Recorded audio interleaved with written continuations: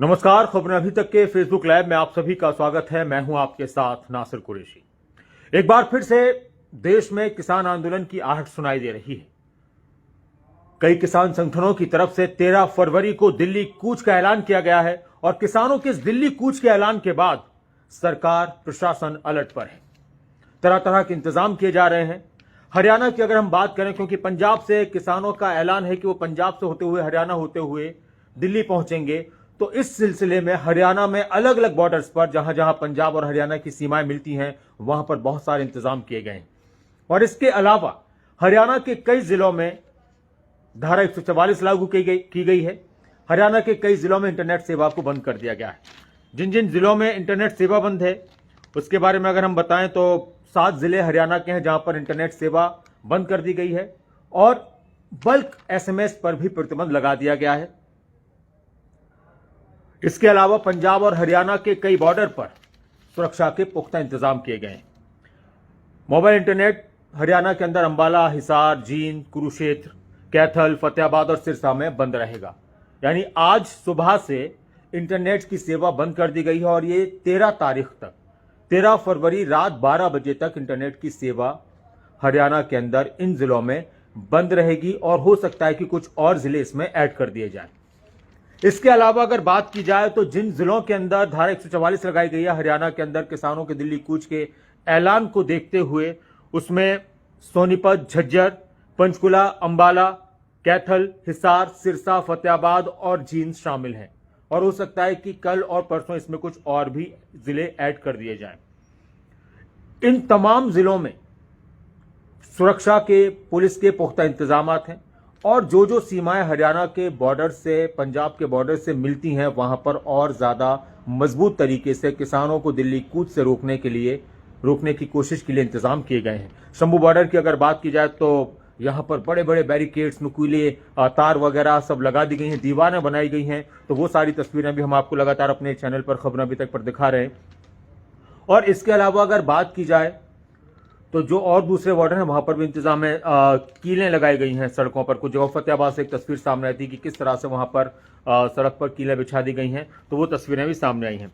अब जो किसान एक बार फिर से सड़कों पर उतरने का ऐलान कर चुके हैं तो इनकी मांग क्या है ये जानना भी बहुत जरूरी हो जाता है कि किसान क्यों इस बार प्रदर्शन करने का ऐलान कर रहे हैं। अच्छा, इसमें एक और बात दिलचस्प है कि इस बार सभी किसान संगठन एक साथ नहीं है। ये जो दिल्ली कूच का ऐलान है किसानों का, तो इसमें बहुत से किसान संगठन ऐसे हैं जिन्होंने अभी तक अपने आप को इस दिल्ली कूच से दूर रखा है। जिसमें अगर हम एसकेएम की बात करते हैं, जो संयुक्त किसान मोर्चा बना था किसान आंदोलन के दौरान, जब दिल्ली में किसान आंदोलन हुआ था, तो उसके कई संगठन इसमें अभी पूरी तरह से शामिल नहीं है। हरियाणा में एक ग्रुप और है, भारतीय किसान यूनियन गुरनाम सिंह चडूनी का, तो वो भी अभी इनके साथ नहीं है। लेकिन जिन किसानों ने, जिन संगठनों ने दिल्ली कूच का ऐलान किया गया, उनकी मांग यह है कि एक तो सभी फसलों पर एमएसपी दी जाए, एमएसपी की गारंटी का अधिनियम बनाया जाए, किसान और मजदूरों के ऊपर जो कर्जा है उसको पूरी तरह से माफ कर दिया जाए, ये इनकी मांग है।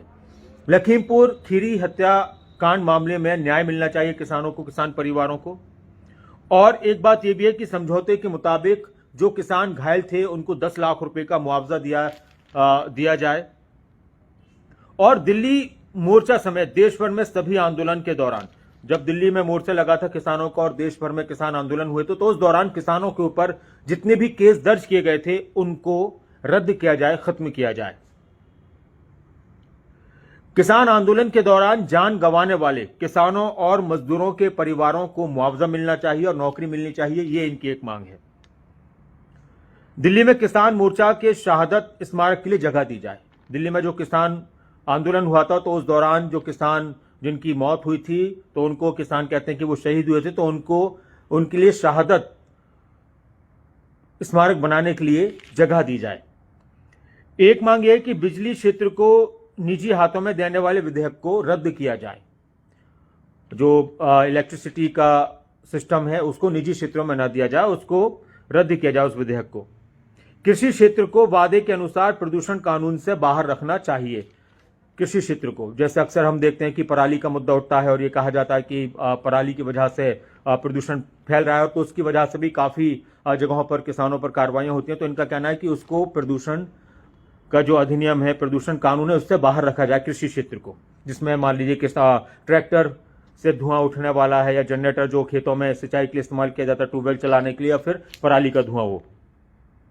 इसके अलावा एक और मांग है किसानों की कि कृषि वस्तुओं यानी दूध उत्पादों, फलों, सब्जियों और जो मीट वगैरह का काम जो कृषि के इसमें आ जाता है, तो उस पर आयात शुल्क कम करने के लिए भत्ता बढ़ाया जाए। किसान और 58 साल से अधिक आयु के कृषि मजदूरों के लिए पेंशन योजना लागू की जाए।